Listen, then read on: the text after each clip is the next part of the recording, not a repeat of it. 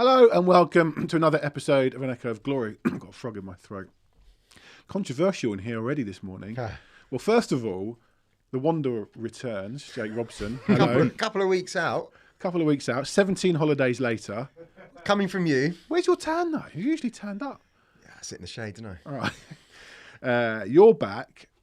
Welcome again to Adam Nathan. I'm all at sea. You're all at sea. I don't know what I'm doing in Adam this chair. was sat in Jake's... I'm not going to call it Jake. Are we calling it your chair? Yeah, I like that. Sounds good. And it's all kicked off. And now it's weird because you're normally there and you're here. Yeah, I normally have my first line, how you doing, lined up from my seat, and I've completely... Gone. Yeah, I've gone. So my head's gone. Is this like switching the left back and the left centre half and the right centre half, or have we switch full-backs? No, this is Ben Davies playing in the middle of the three. He can do it. I can do it, but I'm naturally focusing all my play. Like, the tacticos would love it because I'm going to funnel all my play to the right. I don't really know how to open it up. Open it up. No, No? I'm going to struggle, but I'll do my best. The important thing in this seat Stay with the mic. take that. Who's this? I know. This is the producer who's blocking the camera. Is it the runner? Downgraded to runner. The producer also told me, definite shout out. We don't normally do shout outs on the show, but we're going to. Josh Franklin, who listens in the US, and Adam Brown, who listens in London, I believe, contacted our producer to tell us what a wonderful show it is. And we like people who do that. Isn't that why we should do more shout outs? Contact the producer to tell him what a wonderful show it is, and we'll do more shout outs. Or just contact us? Yeah, people already in the comments. Austin Sheen tells us we're going to win the league with Xavi dishing out wallops as a 10. Agreed. George Pena, good morning. Ray, one of our biggest fans, who's now a member. Ray's a member. Ray is a member. Raise a member. I agree with Ray. Our front five are going to be lethal when they click. Phil P, happy Monday. So get in the comments and you might get a shout out. What else do you want to talk about? We done? We're done. You feel so uncomfortable. Vanderventure and home. You're so uncomfortable you want to leave. Stephen Britton, have I paid for parking? Yes, I have. And the traffic warden was hovering over my car as I was doing it. We're going to talk about the Mickey van der Ven shirt a little bit later when more people are in the room. Bit of club news. I've lost my running order. Bit of club news. The women got walloped 5-1 by Man City. They were absolutely terrible. But as is always the case with the Spurs women, I wonder if there's going to be more money injected now that other people are in charge. I don't know. The 21s beat Leicester 6-3. I'm now doing this from memory because I can't find my running order. And the 18s lost 4-2 against Southampton. 6-3 win for Leicester. A hat-trick for Luca Williams-Barnett. We certainly got 2, maybe 3. The ladies did well. I mentioned that. He did get a hat-trick. I mentioned that. The ladies got walloped. He listens then. Do we... Yeah. Do we think there's any chance, I know Twitter will call for it, social media will call for it, that someone like Luca Williams-Barnett could be in the squad against Doncaster on Wednesday night, or was 16 a little bit too early? He was in the squad for a few Europa League games last year, wasn't he, on the bench? I think he was on the bench at Rangers. And yeah, but the we had game so before many that. injuries. Yeah, but you have to imagine that there's a greater than 0% chance if you're on the bench you might get used. So yeah. I think people are talking about Doncaster a little bit on the light side. Why? Well, because they're not, we're not talking about like a Conference League South team. They're still... Who we struggled against. Yeah, exactly. They're still a Football League team. I'm seeing some of the teams that people are putting out, Byfield at centre-half. Like, that's not going to happen. You're only not scoring away from going out on penalties in these games, or one, or look at Man United. I agree with Byfield. Yeah, I mean, Danso's going to play for sure. But come on. It's Doncaster. Look, I'm not having that. You're very welcome to say that, but you're on the record saying that, not me. I said it. Just in case. I said it when we went to Tamworth, and I said it when we went to Bodo, and we were fine. We were fine at Tamworth. Well, we won. Jesus, lads, it's Tamworth. I mean, like if it like the League Come Cup. on, people shat If it themselves goes straight over to going away penalties, to Bodo, and we just did a Bodo, job on them. We did, and we're going to talk about Bodo next week. But when we went to Tamworth, if it'd gone to penalties, who knows? Yeah. Well, they nearly scored in the last kick of the game, didn't they? Oh, yeah. But yeah, I think he should be on the bench. Was also a bit of a leveler as well. Yeah, but I also think we've got pretty much a whole second string team that can play anyway. No, if you actually run through the players that aren't participating, Yeah, we'll do it. We will. We'll talk about it. You've got to go quite a long way until you reach the under 16s in the squad. I just wondered whether him specifically. I think he'll be on the bench, pulling up trees, doing bits for the youth team. I'm down with the kids. I'm still trying to find my running order. Okay, and as James Robbins pointed out, it's been a bit of a week for loan players. Harry Kane got a hat-trick. He's on loan at Bayern Munich. Vuskovic scored man of the match performance for Hamburg, who have a terrible kit, apropos of nothing. Alfie Devine scored an absolute worldie for Preston at Derby. Abbott scored as well. Is it George Abbott? Yes. Yeah. And Tyrese Hall scored twice for Notts County. Loney's doing their thing, which is great to see. Any other business? Do you do that at the end normally? No, in the club news. Well, I have got the running I order. found it. I'm going to ask you, Jake, because we haven't seen you for so long. Oh, jeez. How have you seen the start of the season? So the last time I was in was after the Bournemouth game. Mm-hmm. We've only had one Premier League game since. Nice. 2 Premier League now. One that I essentially wasn't here for, which was the West Ham game. I think it's really good. I hadn't even looked at the table. You don't look until the clocks go back. Absolutely, don't look until April. But it did flash up.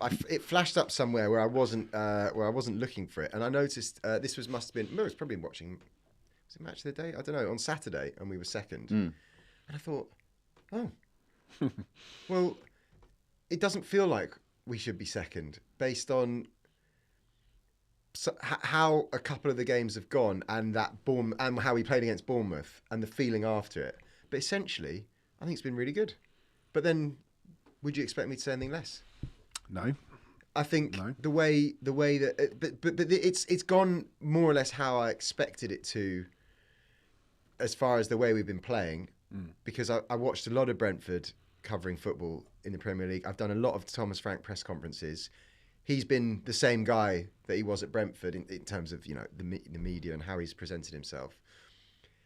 And I think he's obviously been the same guy in the way he's been in the dressing room and the way he wants us to play and the environment that he's created. And we saw some of that on Saturday as well. Can I ask a question? I think it's been good. You did Ange presses, you've done Frank presses. I thought Ange was very spiky. I don't need to hide my thoughts on him. Not so much in his presses, though. Okay, I was going to ask, when you go into presses for someone like Frank, is there like a happy air? Because he's good. But was it different with Ange, or was it... Okay, Ange was a bit more business. Yeah. But he wasn't... I don't think people appreciated. He wasn't the same post-match Ange as he was... Or he wasn't the same presser Ange as he was in his post-match, particularly when we lost. Yeah. No, actually, when he came in, he wasn't there... He didn't come in looking for a fight with anyone. I mean, but Thomas Frank's another level up. I mean, he's literally almost, if he could, shaking everyone's hand when he comes in. He's good. He's good. To be fair, I haven't been to a Tottenham one yet, but I assume he's going to be the same kind of guy. But I think it's probably slightly different at Tottenham because Tottenham is a bit more business than Brentford. I think Brentford. Although no one would admit this on the record, they're still happy to be here, aren't they? Let's be honest. Yeah. They definitely will be at the end of this season, if they are. Whereas Tottenham, there is more pressure. But I don't think that's... Well, not yet hasn't got to him, but we haven't lost 3 in a row. So I like listening to him. I couldn't listen to Ange. I didn't believe most of the stuff that was coming out of his mouth. And I find that... We said it after Villarreal. I was walking back to the car saying this and that. And then he came out and said what we'd all been saying on social media and in all of our chats. And then even on Saturday, he says things. I'm like, yeah, I thought that too. You get us, and you can see what's happening, and you're not afraid to say it. I think he had not a pop at Vicario, but he kind of said he should have saved that in a way of saying it. And maybe you shouldn't, but I like his honesty.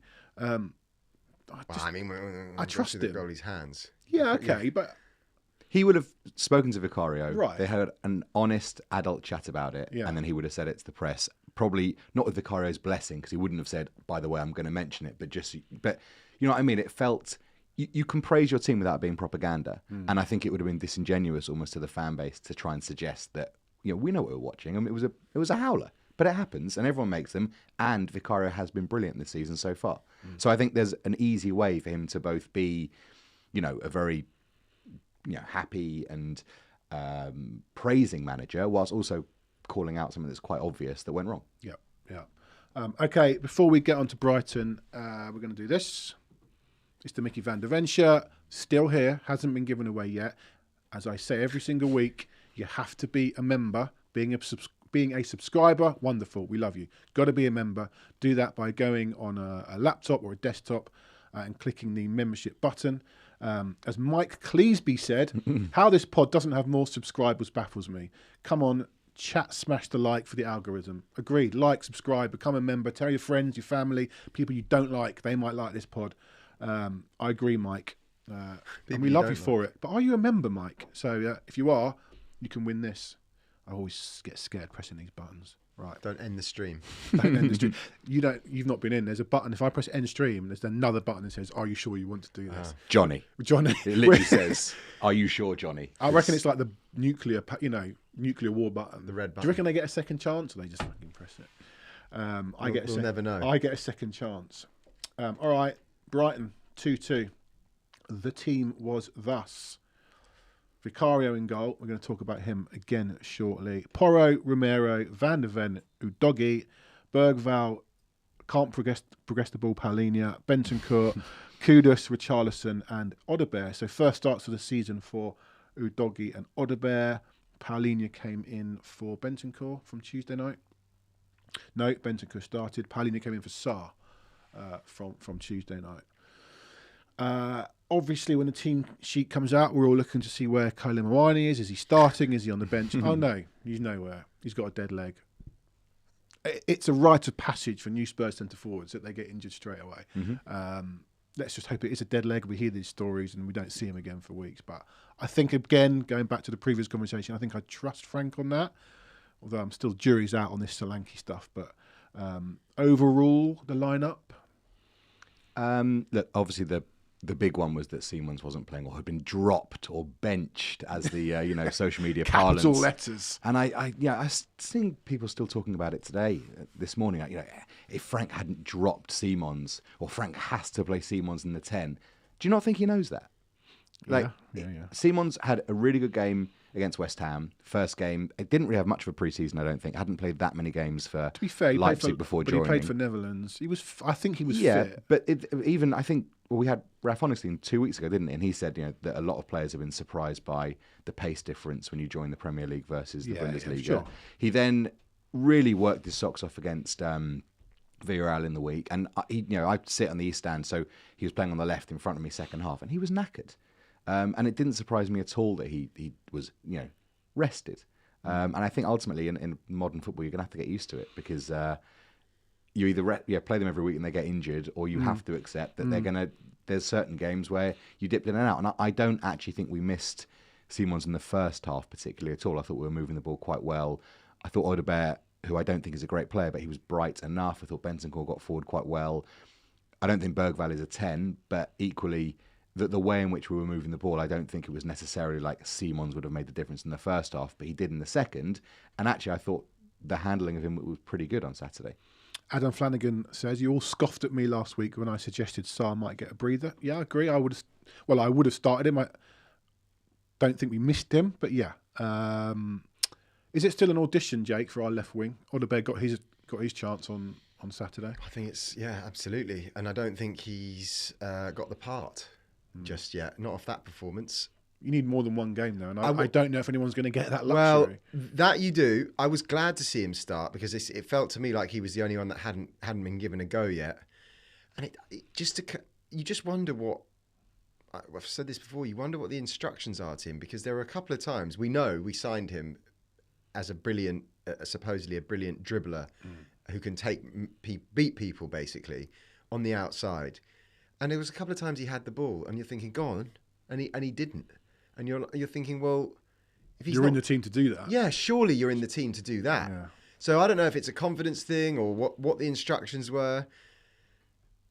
We need a player like him, but it might not be him. I don't mind him having a run in the side. I do think someone needs a run I agree. In that position. I mean, Johnson, who is that player? How many games did Johnson get? 2, 3? Too many. Wing? Huh? Too many. Too many. What, this season? On the left. This season? Started the first two. In our 5, have we played 5 3. now or 6 Premier League games? Played against PSG? 2, 3. No, he played the first 3 league games, didn't he? Burnley, City and Bournemouth. On the left? On the left. You think Frank's seen enough? It would stand to reason that he has. Yeah, we could have told him. I thought Odebear, Bentancur and Udogie dovetailed quite nicely. They formed some nice little triangles of passing. And you're much happy with two left-footed players on the left, right? Well, one.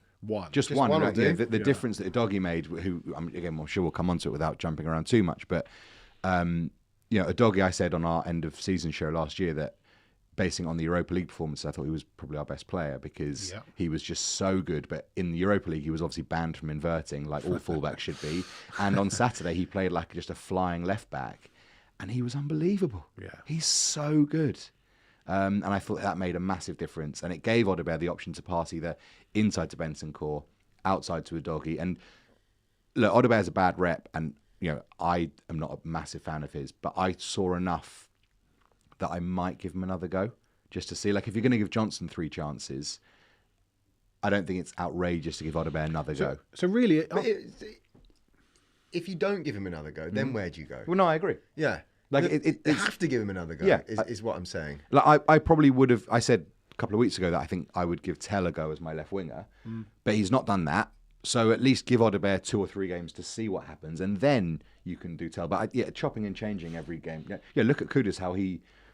did really well second half, and that's coming from minutes and minutes, and Bergvall getting better and Sarr getting better. You can't just keep chopping and changing it. I personally want to see Odebear given. If you asked me at the beginning of the season, he would have been the one that I would have said give him a He's bit the most of a run. natural exactly. winger other than Kudus. And I feel we've seen. He must have played the fewest games, or definitely had the fewest starts out of all the other options. Yeah. So I think that he deserves a bit more, especially as he had that long injury. I think he deserves more, and I want to see more from him. George Pena is a massive Brennan Johnson fan. He's already given me some on Twitter about it. He's in the comments here.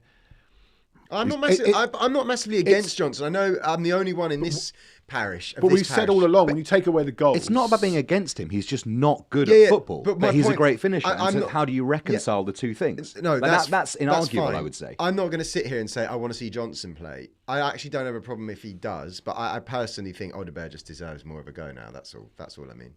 I think we had, John McKenzie was saying about how teams are blocking off the Romero side of the pitch and funneling it down the left-hand side. So if that's the case, then your left winger is quite an important focal point in how you can contain the ball, control it, and you have to have someone there that can help tilt the field in that direction. But if Johnson's just going to whack it around the corner and chase after it, that's probably the worst profile of player you want if you're trying to retain the ball down that side. Like, that's not to criticise him, and his goal scoring is amazing, but that's probably not the job that we need right now if teams are funneling play down that side. Absolutely. So apart from really Danso, who started against PSG, and Koli Muani, who's just come and has got a dead leg, supposedly, and Solanke, everyone's had a go, really.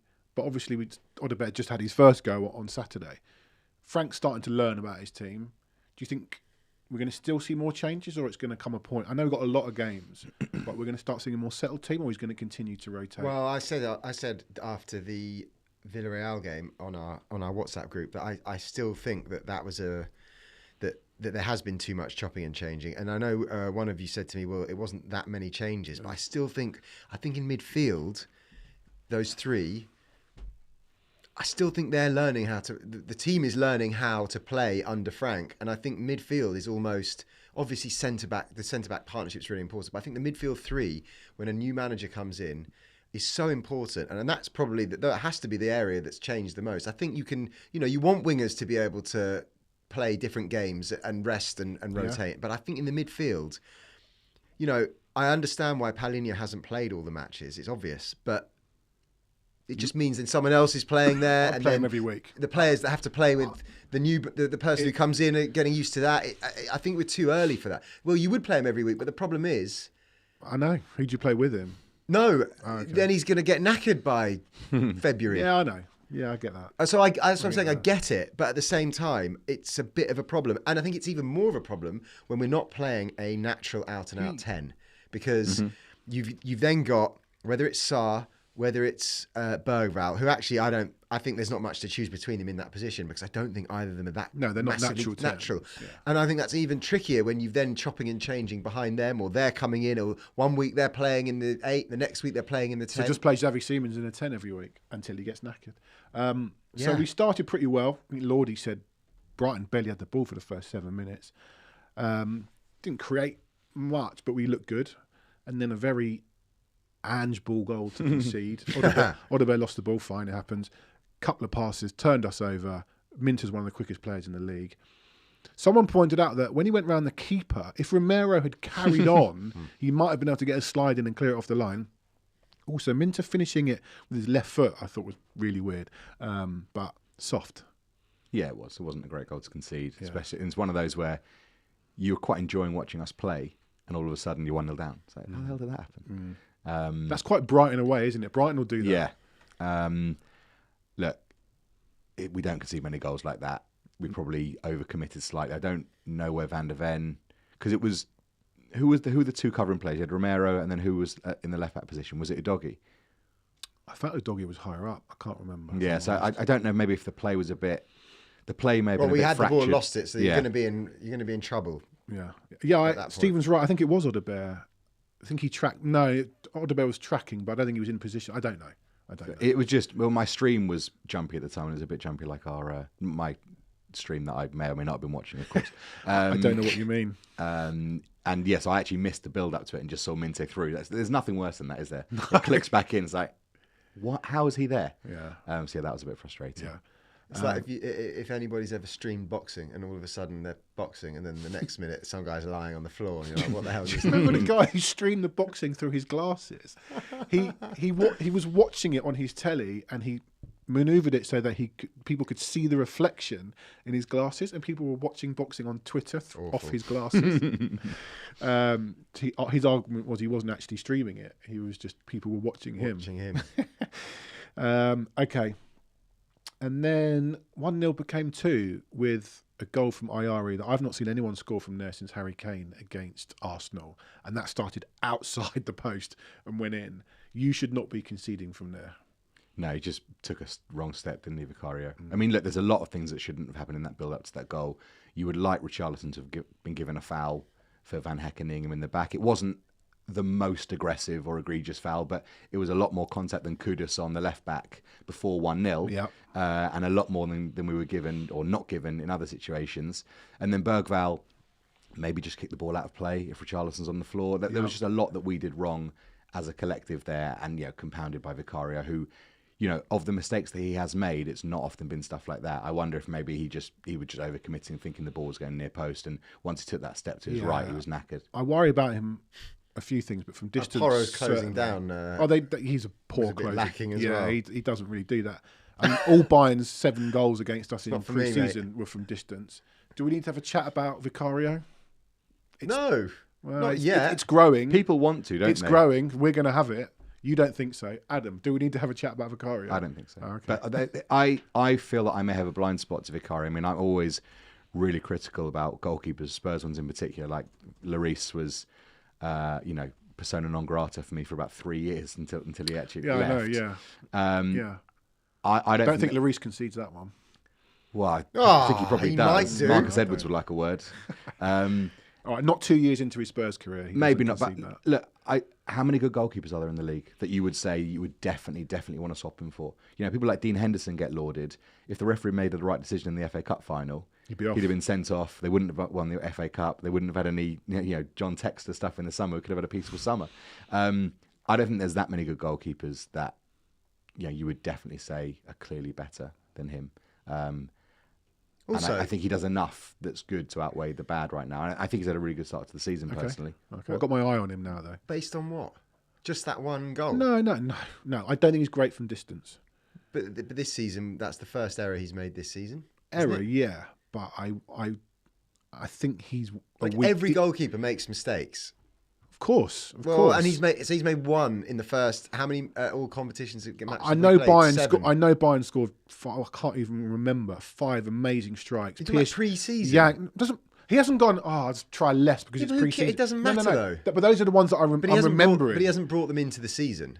No, not yet. Not yet. I just think he's a bit weak from distance, and I think teams know that. How many other goals can you think of in non-pre-season has he let in from distance? I can suggest some other mistakes he's made with his feet, or when we went through the corner debacle for about 2 months. I can't remember many shots. I can name you 4 or 5 of Lloris's. Remember that semi-final against Chelsea where the free kick, he just chucked it in, and then there were I mean, I think he's got better at crosses. I don't think we've had that set piece issue. Someone's commented that he's really full of crosses. I think he's actually made quite a big improvement on that, and he came at the end and took quite a good catch to relieve some pressure. I just don't think there's that many good keepers out, and I think do you want worrying Kinski about in? that. Johnny? No.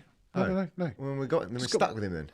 I'm not asking him to be dropped. Remember, you might what as is well- it with football you now? might If I say something, especially you, as much as I love you, it's he should be sacked. He should be sold. He should never play football again. I'm just got my eye on him. I think that's the nicest thing you've ever said to me. Definitely is. Yeah, George. But he's not. It's not a massive problem, but he's just. You know, also though, like I had my eye on when Madison you talk, last people season. listen. Thank you. You've got a platform. I had my eye A on voice Madison. that reverberates. I'm. I'll say it again. I had my eye on Madison last season. From the start of the season, he was the one I went. You can't have your eye in this season. No, this season it's Vicario. Unless you stood outside his house. No, that was Benton. That was Bentancur.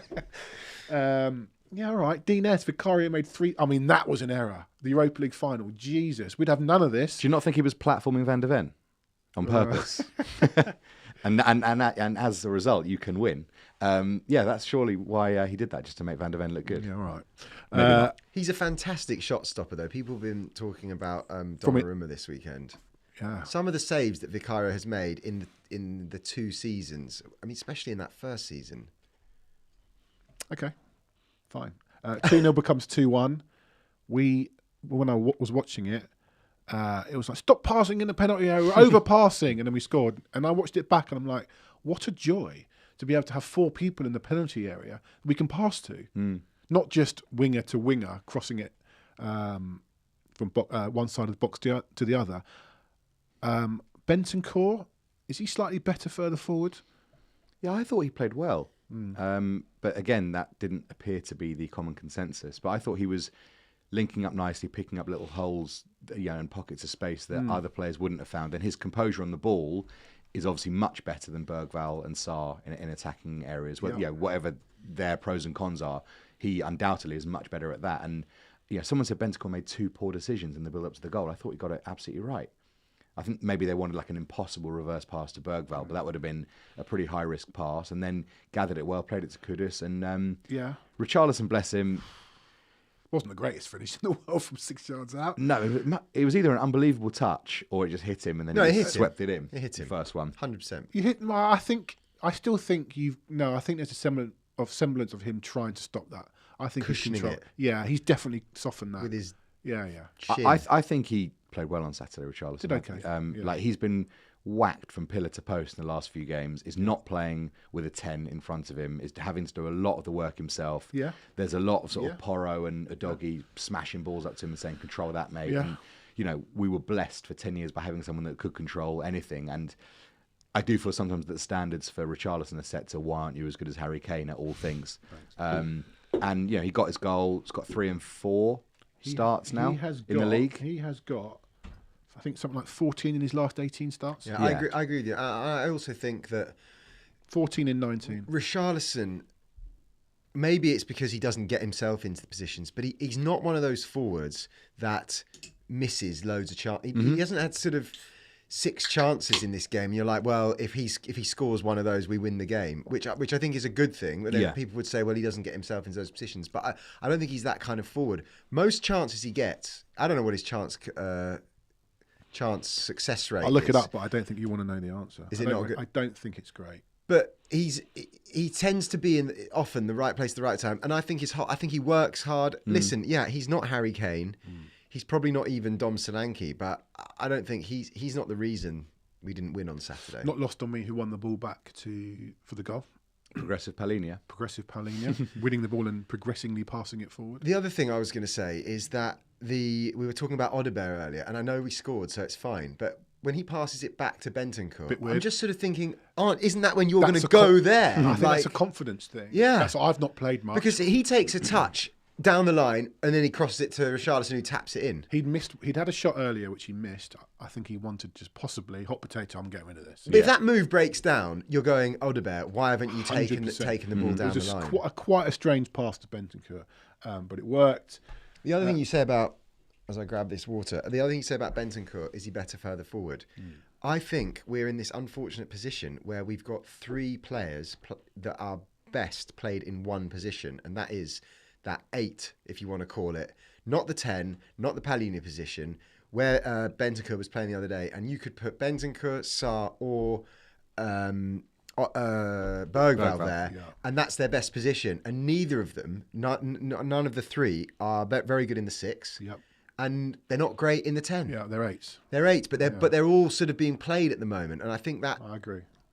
I don't see how. I think if we play Arsenal tomorrow, don't want to see either of them playing in the 10. Yeah, I agree with that. Well, they probably would both be sort of. You'd have Palhinha and then 2 in front, wouldn't you? As opposed to 2 and 1, I guess. You wouldn't play Simmons just in the 10. Well, I mean, I suppose that is the overall conversation. With Sarr or Bentancur or Bergvall in the 8. Look, I think that this is now Frank's biggest dilemma. I think because his natural sort of idea is to play 4-3-3 with 3 sort of blockers. But then what do you do with Simmons, who really has to play as a 10? And yeah, but he was playing with Damsgaard as a proper 10 towards the end of last season. But did they not play 3 at the back? Yeah. Sometimes, not all the time. Definitely not at home against weaker teams. This was Frank's thing.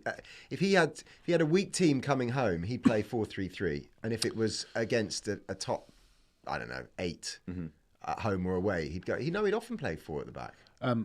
Richarlison's shot conversion rate since the start of last season, 23%, which actually isn't that bad. Isn't that quite good? Yeah, it's actually pretty good. So you're right, yeah. He probably doesn't miss many. He's not like Nicholas Jackson, for example, who would miss a ton of chances. But I disagree with you. I think he should. It might be the way we play, but I don't think he's getting enough chances. Solanke actually misses more chances than Richarlison. All right, and then half-time comes and goes. 15 minutes later, Xavi Simons comes on in the 10 and changes the game. I think he was excellent. Like you said, Thomas Frank knows it's how to get him there, and he might be slowly working his way into that. What a great player. It's one thing beating players at pace, which he did at one point. We won the ball and he took the ball 50 yards up the pitch. But it's also for the goal where he took on, I don't know who it was, I think maybe Diego Gomez, almost from a standing start, went round him, flipped it out to Kudus before you know it, 2-2. We've missed a player like that. Yeah, passing at pace as well. Yeah. Like good players, like they whack it into other people. The pace on his pass gave Kudus the extra half second to come inside and put the cross in. I think that makes such a difference. Yeah. He definitely should have scored at least one of his chances, probably the one that was dragged across from the right-hand side that he sort of screwed wide. That he should have scored, and I'm sure he knows that. But the chance where Verbruggen made a good save, look, it was as good as a cameo as you could want to see, I suppose. For someone that we've been waiting to see him play in that position, to come on, take control of a game that needed someone to take control of it at that stage. I thought you couldn't really be much more positive. You like what you see? Oh, love it. I agree with you. I don't buy this. He was dropped. He obviously was rested. No, of course he wasn't dropped. No. Jake Fairlop. I called him Jake Fairlop because in my phone, long story, he used to run a football team called Fairlop. Jake Sanders reported to us that there might have been a slight knock or fatigue, maybe. Yeah, fatigue seems more likely, but I don't even think it would have been tactical because I just think that he's got to start every game now. So if he's not, there's a reason for it, and it's more likely than not that he's either being rested, minutes managed, that kind of thing. I thought we were a different side when he came on. Totally fantastic, different side. And I think he's got to start every game in the 10. I don't want to see him playing up from the left. Do you think that's the end of him on the left now?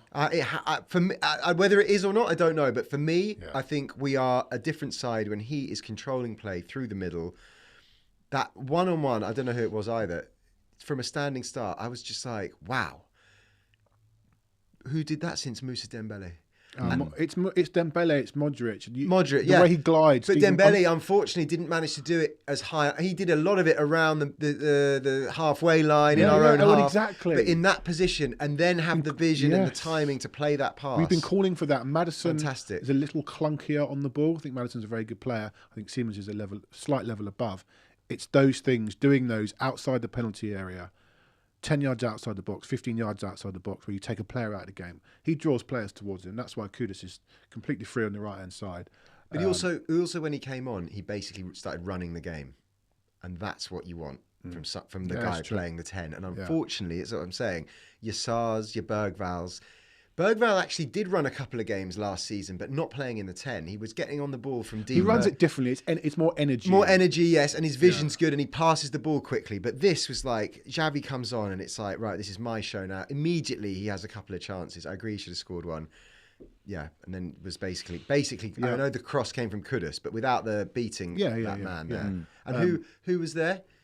He didn't quite touch the ball. Zhao P. What's he doing up there? Progressed himself up the pitch. All right, before we end this Brighton chat, we've got Dave. Unfortunately, I can't pronounce his surname. Azzopardi from Wolves, the Wolves pod, Talking Wolves, I think, very soon to talk about our bogey team, Wolves. Thomas said it and you said it. Best performance of the season. You were happy.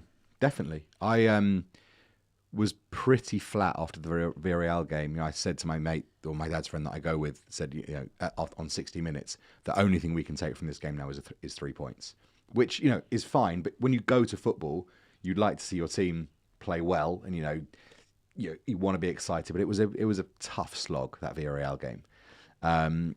So having had the West Ham game where people were slightly nervous about chance creation and all stuff that I don't really care about, but it's stuff that people talk about. And then Villarreal wasn't brilliant. I don't think we had many shots on target. I think one shot on target. To see us flip it quite so dramatically against a team like Brighton, I was really, really positive about. Obviously, the Man City result is the high point of the season so far. It's always going to be when you win a 2-0 away there. But that, for me, was my favourite performance in 90 minutes overall of the season. Jake, happy? You take 2-2 before the game. Yeah. And in a way, to come back from 2-0 down you learn a lot. Absolutely. I think it's a shame, though, based on how we played, that we didn't win, because almost. I don't think after the 90 minutes, I'm not sure we deserved to win overall, because I think we created chances, but apart from the Simons couple, there aren't many others. I didn't think where you're like, well, actually, that's one was a really good chance. Yeah, true, and he just come on. So Herzl said they would. I don't think he said they were the better team. They were the only side trying to win it. I think plenty of teams have gone away to Brighton and been beaten. Yeah. I think going away to Brighton, us, going away to Brighton and getting a 2-2 draw is good. Yeah. But I think going forward, I don't really know which games I want. I'm like, right, that's going to tell us something. We should beat Wolves. I think Saturday was more what we all want to see in terms of so many times. And I said it for the goal when we had 4 in the box. Simons has got the ball. Yeah, we were behind for a lot of the game. Maybe that was different. But even at 0-0, to be fair, there's bodies ahead of the ball. Yeah. But what I'm saying is, I'm sort of looking at our fixture list further down the line and going, which game is going to sort of really show us where we are? One game at a time, generally. No, I think that. We're 5-6 games in. Yeah, but what I mean is, if we lost to Wolves or we lost to Leeds, you're sort of going, well, that's a bad day at the office. I kind of want to see where we are with this new manager, with this new way of playing, against a good side, a proper side, to say, well, where are we compared to last season? Because if we lose to Wolves, it's like, well, we did that last season. We do it every season. But if we beat Villa at home, or if we beat Chelsea at home, then you're sort of thinking, well, actually, we are making steps forward, even if we lose to Wolves or Villa. That's how I see it. Performances. If we lose to Wolves like we lost to Bournemouth, annoying. If we batter Wolves and they nick one, you go, okay. Yeah. But I also think you're going to get those Bournemouth performances. That's the thing. I don't think you're going to see 6 games into a new manager. You're going to get games where it just doesn't happen. Like Pochettino was a free kick away from being sacked in November in his first season. Yeah. Like I think the boring answer. That free kick? Some bloke. On loan at Bayern Munich. It was an own goal, I think.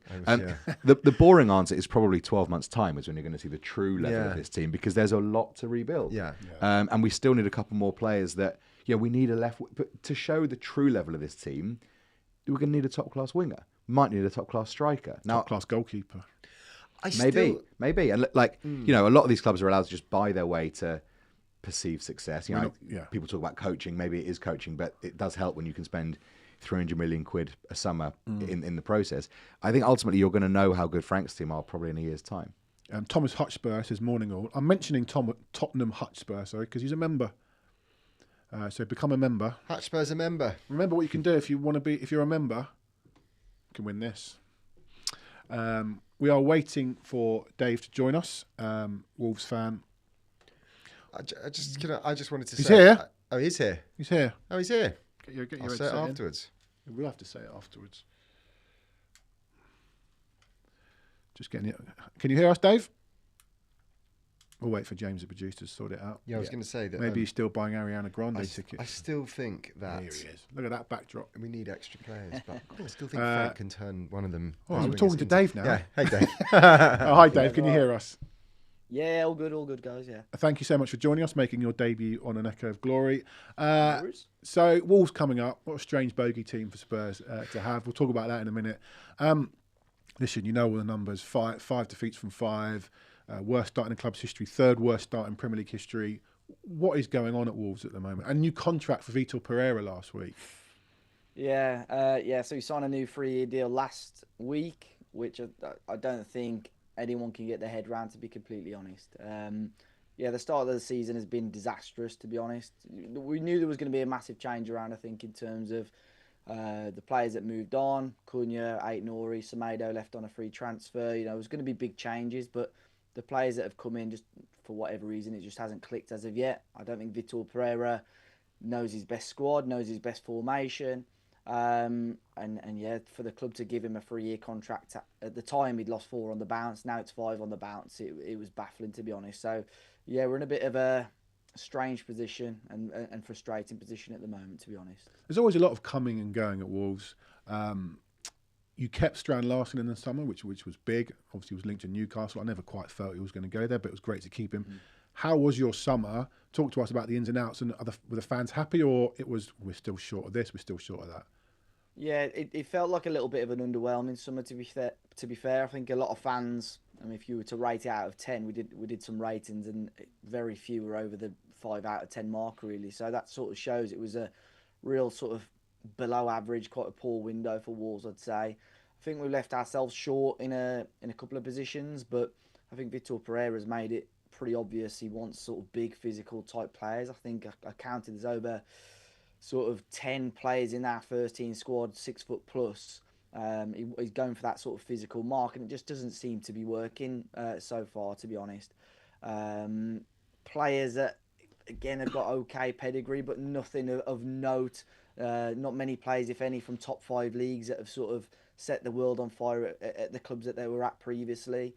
Jean Arias came in from the Colombian player who was in the team of the tournament for the Club World Championships. Yeah. We were quite excited about him. He's really struggled to get going so far.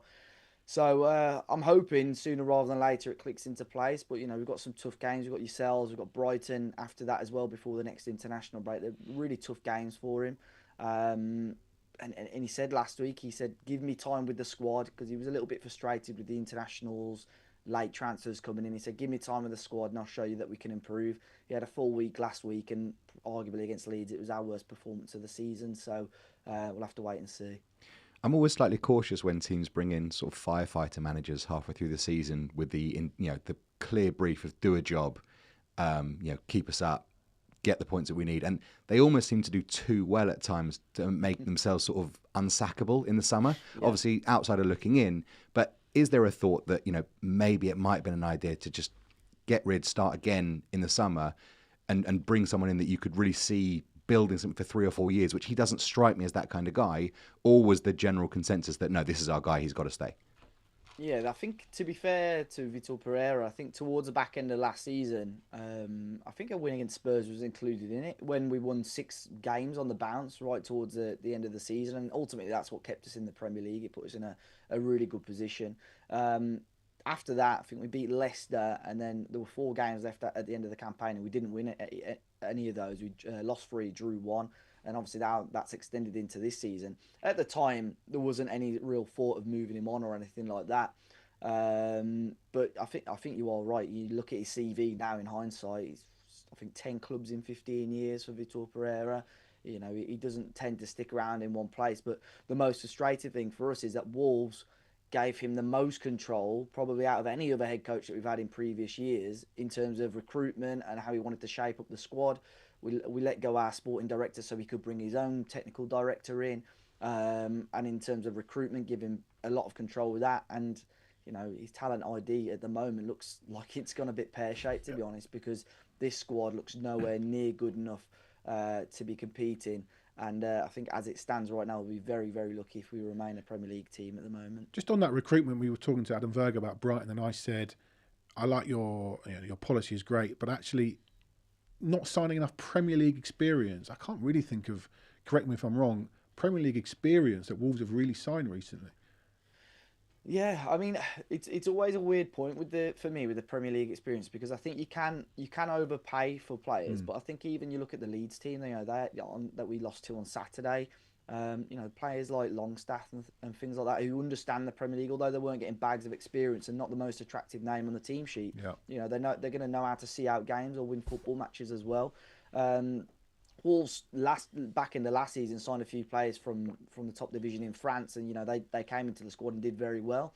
So that sort of skewed my sort of thinking of that a little bit, and thought, as long as they've got top level experience in European football, they might be okay. But for whatever reason, a lot of those players, their forms have dropped off a cliff. And then you are right, we're signing players from South America, which can take months to bed in. Players from the Eredivisie who just don't look anywhere near up to it at the moment. So I think individually we've got a squad of talented footballers, but the identity and the plan that Vitor Pereira is trying to instill is just non-existent at the moment. In a way, though, based on how he did last season, is it not kind of? I know he hasn't started this season very well, but is it not quite refreshing that they've actually backed him and said, right, you got us into this, now you get us out of it, rather than, what are you going to do? Just sack him now and then get someone else in? Yeah, no, I understand that point of view as well, and that's why I think I was all for giving him a contract, but I think the timing was just a little bit off for me. I think if you've lost 4 on the bounce, why and that extends into the back in the last season, 8 games without a win at the time. It just felt a little bit strange to give him a new deal, especially when the club had a lot of control there. They've got, as football fans, we hate the international breaks, but I think for the ownership, that there were good times to review the situation. You've got one in 2 weeks, and I really hope this isn't the case, but say we lose to you, we lose to Brighton, well, that's 7 games without winning the Premier League. I don't think any Premier League manager would survive that, surely, especially if they're all defeats.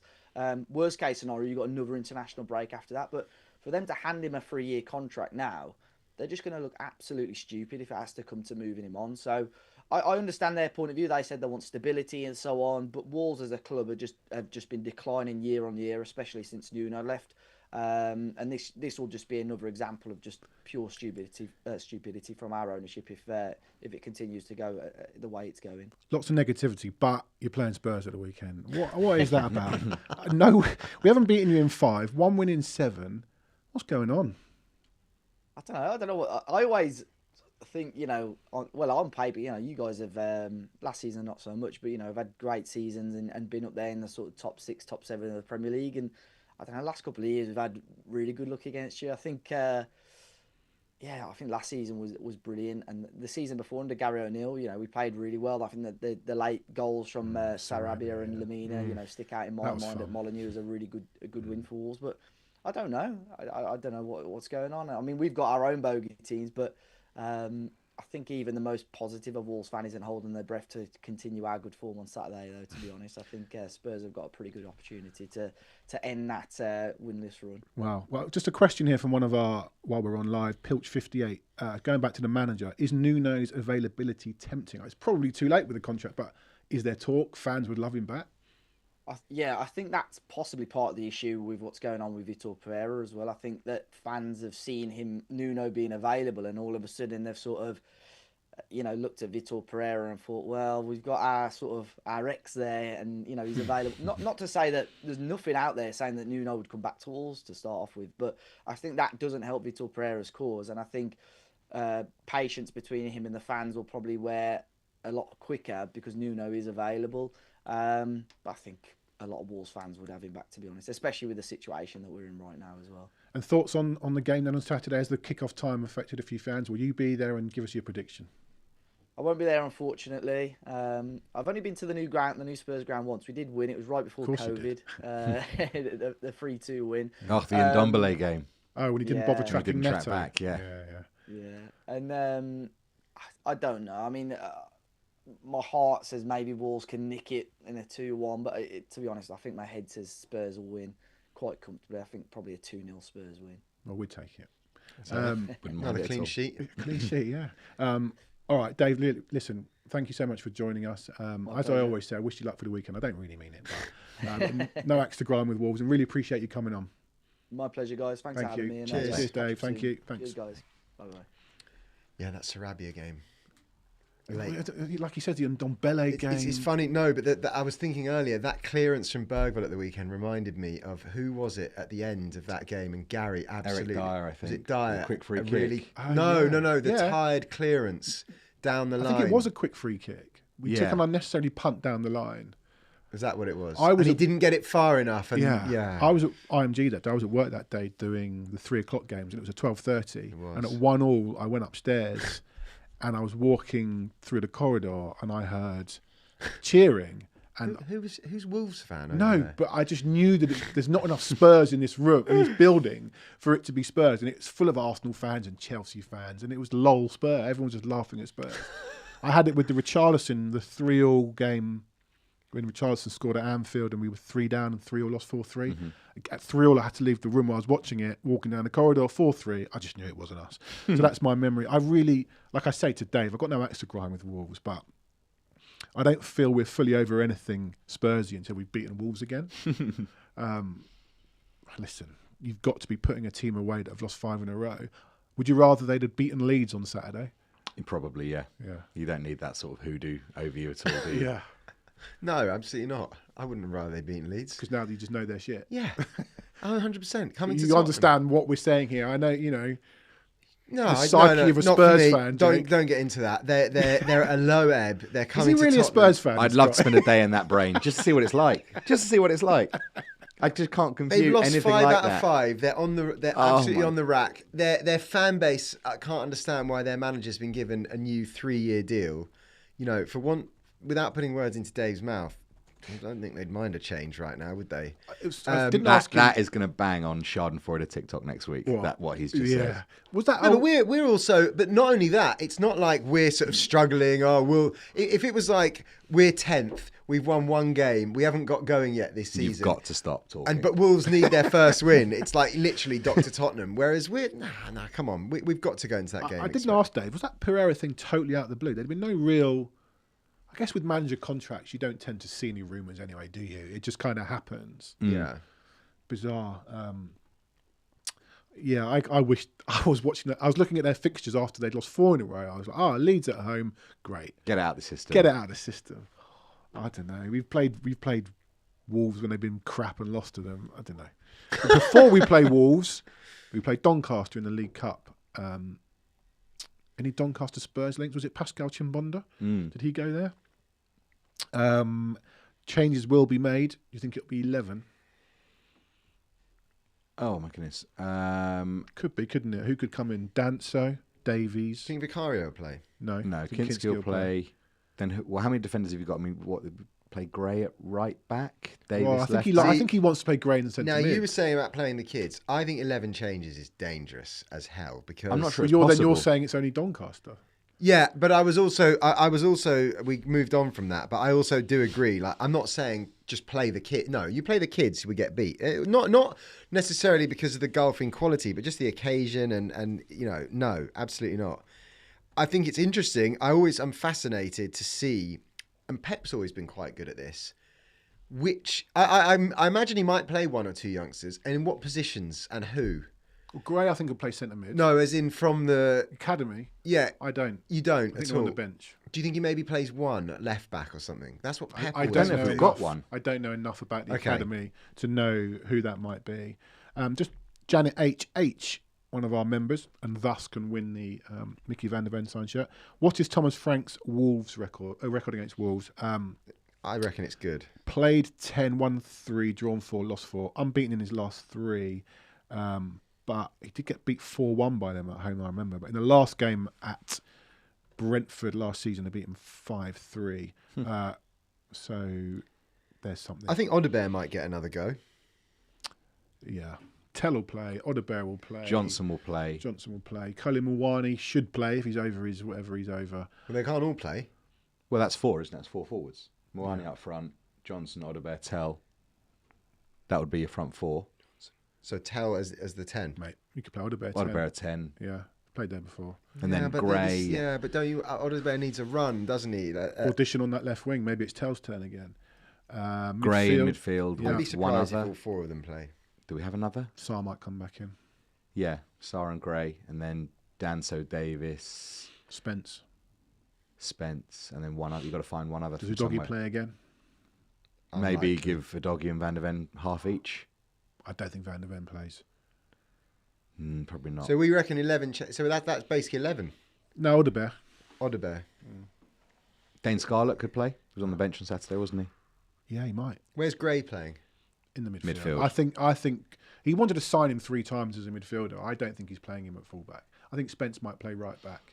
Udogie could get a half. He could then move Spence to left back. Porro comes on. I know we've sort of touched on this, but as great a player as Jed Spence is, he's great for filling a hole when Udogie's injured. Or just or play him at right back. He's barely played at right back, but when Udogie's fit, we looked a different. I know we've sort of discussed. We looked a different team, and I feel bad for Spence because he's a fantastic player. But if everyone's fit, does he even start? I think Porro just plays, doesn't he? He does. If He it's always Arsenal, just if it's plays. Arsenal tomorrow, You keep going on about us playing Arsenal tomorrow, and it's giving me fear that it's actually happening. Well, no, but that's a sort of mark of our best side, and I think maybe Udogie's fit. When Udogie's now fit, we'll see a bit more rotation, and I hope to see that more because I think Spence is good enough, and I think that Porro last season. Do you remember how many games he played? All of them. Yeah, literally. Yeah. And I don't want us to get to that situation. Yeah. Come sort of April this season or whatever. March. How big is Wednesday night? I know we don't want to go out, but it's now the least important competition. But we are drowning in trophies. This is already the last 16? No, last 32. 32. You're 2 games away from a quarter final. Like, we should not be sniffing at this. I'd be very disappointed if we go out. Like, for me, the League Cup is such a great opportunity, particularly for a newer manager in Frank, someone who hasn't had a great record in the Cups. Probably been, you'll know better than me, but I think they chucked quite a few cup games at Brentford, didn't they? A terrible record in cups. Yeah, they So- were. Yeah, because they have criticised- bigger fish to fry. 100%. no, did they? I mean, They they were finished finishing 11th, 10th. 12th every year. Yeah, No, but they were maybe that's because they weren't in the cups. Last year they lost at home to Plymouth. Yeah, Was to it? Plymouth. They were always the team for me that you're looking at. Why are they doing that? Nah, You're set in the league. I don't think they were in that conversation of a Palace, a Newcastle until last season, an Everton. I think teams like maybe Bournemouth latterly, but I think teams like Brentford and the teams that come up. I think I'm not sure. I disagree with Adam Flanagan, who says the League Cup is the easiest one of the cups. Firstly, No, so what I was going to say is can I finish? no. Yeah, go on. You don't get a Tamworth. Difficult for us. You're playing a league club, whatever happens. The Premier League clubs in Europe basically get a bye. I forgot about this. They get a home tie, Yeah. or it's already pre-drawn. You get a home tie in the third round. In fact, I'm not sure it was home, but you're separated from each other. Yeah. We're all getting through. Touch wood. Anyway, I disagree with that. You can speak, Jake. What I was going to say is we've sort of touched on this before, and I think it's quite a common theme that if you're in Europe, especially, so in other words, you're in 4 competitions. The only way you can really win the Carabao Cup is if you get a couple of lower ranked EFL teams Up to the semi-final, really. Well, semi's asking for a lot, but you need a kind draw. You get a couple of Premier League teams, then you're. Mourinho loved basically- it because he could tick a trophy off in February. Yeah, I agree, but I wouldn't like to guess at what kind of runs he had to those. I mean, I don't remember, but I think the sort of template is you need to get a couple of lower ranked teams, lower down the pyramid teams in your first, definitely the first. Where was this? The fourth round? This is the third round. I mean, last year we had Coventry, Yeah. Man City, and then Man United in the quarterfinals. Yeah, that's no good. I know we got, but yeah, that's no good. You need, and then I don't know who's left. You need to get lucky in Everyone. the first couple because Apart you from don't, Man United. because you want to be able to make 11 changes or 10 or 9 changes at this stage in the season, Yeah. and you need to basically, and then it really starts in the quarterfinal. You get the Premier League teams, and that's when you start playing your better Got sides. 3 games in 6 days. Stephen Bruton asked if this is our only pod this week. Unfortunately, yes. We're not going to talk about Bodo now. We'll talk about Bodo next week. But we've got 3 games in 6-7 days. Maybe it will be 11 changes. he's got to pick most people against Wolves, or does he rotate again for Bodo because we've won one? Bodo are Jake Robson will call them a pub side. Yeah, but a pub side against our best side. I don't know about a massive rotation. But that's 8 o'clock Saturday to 8 o'clock Tuesday with travelling to Norway, different surface. Is it Saturday, Tuesday? Yeah. Are you sure it's not Wednesday? No, it's Tuesday. I've got it here. Which is why we're not playing Sunday. But it got moved to Saturday. Oh my goodness! You know, we might as well play Sunday at 2 if we're playing Saturday at 8. You know, That's crazy. yeah. So we fly on Sunday. Monday We fly on Monday, will we? Monday morning, I suspect. Probably a 5-hour flight or something, isn't it? Yeah. Yeah, I think so. We will make changes against Donny. I think we go strong against Wolves, and I think that just a quick turnaround. How many changes is he going to make against Bodo? Well, I think he's just going to have to see how people are recovering. You know, the Van de Ven and Romero and Vicario, they're all playing. That you got to pen them down for both those games. And what's you? after that? Leeds Leeds 12. away 12:30 Saturday. Brutal. So he will rotate. I'm thinking it could be 10-11 on Wednesday, but then that doesn't really help you because you've got to play Wolves and then Bodo 3 days later. I do think we probably have 16 or 17 players that if they started a game, you wouldn't be raising eyebrows at it.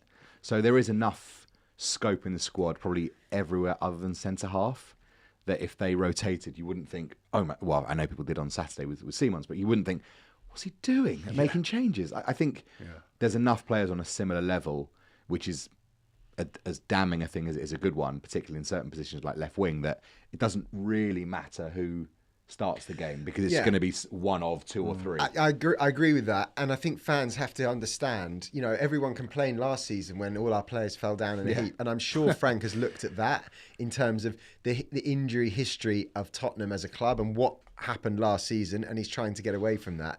And also, I think he's such a, for want of a better word, scientist in a way, that he will.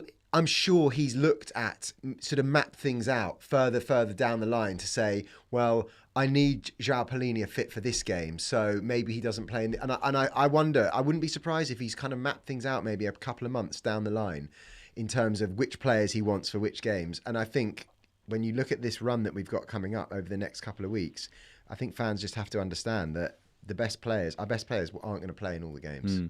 Because you also want them for the business end of the season, and that's why he's saving Palhinha, because he knows that if we're fighting for top 4 from I March don't think onwards, he's looking that far ahead. No, but what I'm saying is, if we're in a position to do something further, he wants to be able to play Palhinha every game, but he can't play him every game for the whole season. So the trick at this point is to rest him and rotate his minutes at this point to have him fit at the end of the season. And I don't think it just applies to him. I mean, I don't know, is Van de Ven just going to play every minute of every Premier League game this season? Or does he get rested and then fans complain? Well, Jack S says here, all the Portuguese clubs in Europe have a full 72 hours between matches. League fixtures are moved because of that. Shame the Premier League don't give their teams. Who knows, we maybe have played Friday night, but with Doncaster on Wednesday, but I still would have actually technically we do have 72 hours, right? Because Saturday to Tuesday that's true. is but it's that. Travel. Maybe I'd rather we played Friday. Make 11 changes Wednesday. I don't know. It is what it is. I think if you can come out of next week with win against Wolves, win against Bodo, draw against Leeds, you would have to say thanks very much for that. Draw against, as a, not take the game out of the isolation out of it, but as a series of games. Would you rather take the draw at Bodo and the win against Leeds? No, because I think we need to get in the top 8 of the Champions League if we can, because I think you then have 2 fewer games in February, and it means you can maybe be able to rest players against PSG in November, which is quite tricky. I think we need the Champions League points early. I look about making sure we get back in it rather than just being in it now. So dropping points at Leeds. The age-old question. To chuck the Champions League to get back in the Champions League. Yeah, but that's why I'm not chucking it. But It's a difficult schedule this week. That's basically what fans want. Yeah, a lot of fans want that. Just like, but do you know why? As long as we're good in the league and we can finish top 4 again, just to have the same thing. Because we're signing your Kudus, Palhinha's, Simons. I've really enjoyed the summers. I'm looking at your mate Harry Kane going, next summer I'm wondering if we ain't in that Champions League, it's a different pool of players. That's a topic for way down the line. Yeah, but this week, you're talking to me, forget Doncaster, if I had to draw one, it would be Bodo. Definitely. It's not a great result, but if I had to draw one, it would be Bodo, because I think we can make up the points. I think that's fair. I think we can make up the points later on. We've got Copenhagen. Copenhagen. I don't want to be drawing at Leeds. Who else have we got? Slavia. Our home games. We should win all our home games anyway in the Champions League, shouldn't we? Also, why I don't think drawing to Bodo would matter. We'll talk about Bodo next week. All right, forget Doncaster. We all know we're beating them on penalties. What's the prediction for Wolves, please, Jake Robson? Wolves, a hapless Wolves to come to the Tottenham Hotspur Stadium. It's not a match report, man. Tottenham 3, Wolves 0. Oh, 3-1, Tottenham. not Wolves. My head says 1-1.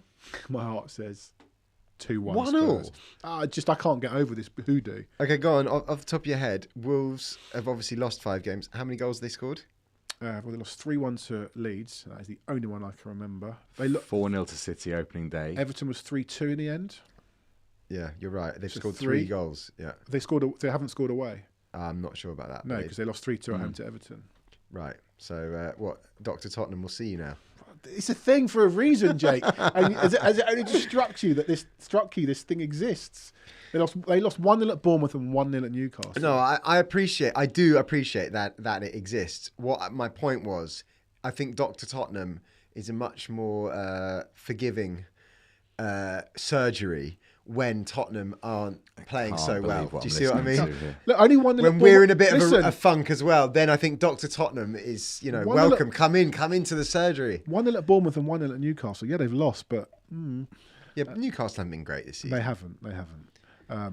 Yeah, they were good, as Pilch says, first 25 on Newcastle. We've got to be beating Wolves. Okay.